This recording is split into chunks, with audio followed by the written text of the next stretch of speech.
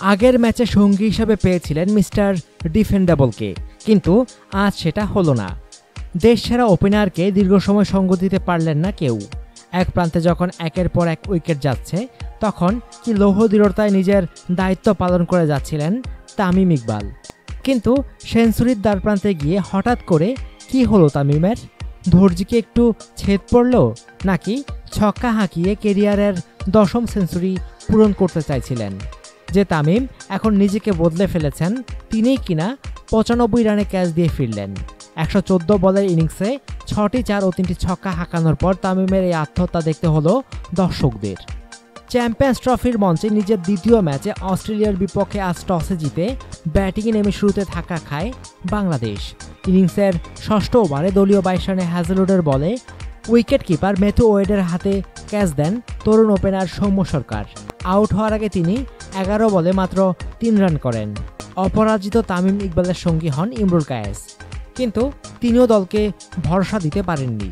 Batting line আপের 3 নম্বর স্থানটায় আক্ষেপ বাড়িয়ে ব্যক্তিগত 6 রানে প্যাট কামিন্সের বলে অ্যারন ফিঞ্চের তালুবন্দী হন তিনি। এরপর তামিম ইকবালের সঙ্গে যোগ দেন উদ্বোধনী ম্যাচের হার্ড হিটার মুশফিকুর রহিম, কিন্তু আজ জুটি আর লম্বা হলো না। 20 বলে 9 রান করে ময়েজেস হেনড্রিক্সের বলে এলবিডব্লিউর ফাঁদে পা দেন মুশফিক, কিন্তু টিভি রিপ্লেতে স্পষ্ট দেখা গেছে বল প্যাডে আঘাত করার আগে ব্যাট স্পর্শ করেছে। তবে মুশফিকও ব্যাটে লাগার বিষয়টি সম্ভবত বুঝতে পারেননি, তাই সোজা হাঁটা দেন পেভিলিয়নের দিকে। এরপর প্রিয় বন্ধু সাকিব আল হাসানের সঙ্গে তামিমের জুটিটা জমে গিয়েছিল।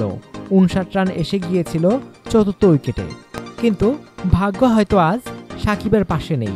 ট্রেভিস হেডের বলে লেগ বিফোর হওয়ার আগে তিনি 48 বলে 2 বাউন্ডারিতে 29 রান করেন। এর আগে 59 বলে 5 বাউন্ডারি এবং 1 ওভার বাউন্ডারিতে 50 পূরণ করেন তামিম, কিন্তু 6 নম্বরে নেমে আবারও ব্যর্থতার পরিচয় দেন সাব্বির রহমান। 14 বলে 8 রান করে অ্যাডাম জাম্পার শিকার হন তিনি। দর্শকরা এ সময় আশায় ছিল ভরসার প্রতীক মাহমুদুল্লাহ রিয়াদকে নিয়ে। রিয়াদ এসে উইকেটে থিত হওয়ার চেষ্টা করেন, ম্যাক্সওয়েলকে একটি ছক্কা হাঁকান তিনি, কিন্তু অ্যাডাম জাম্পার বলে 8 রানেই বোল্ড হয়ে গেছেন তিনি। এক প্রান্ত আগলে একাকী সৈনিক তামিম ইকবাল। অনুগ্রহপূর্বক সংবাদটি শেয়ার করুন এবং দেশ বিদেশের সর্বশেষ খবর জানতে স্পোর্টস লাইট সাবস্ক্রাইব করে রাখুন। ধন্যবাদ।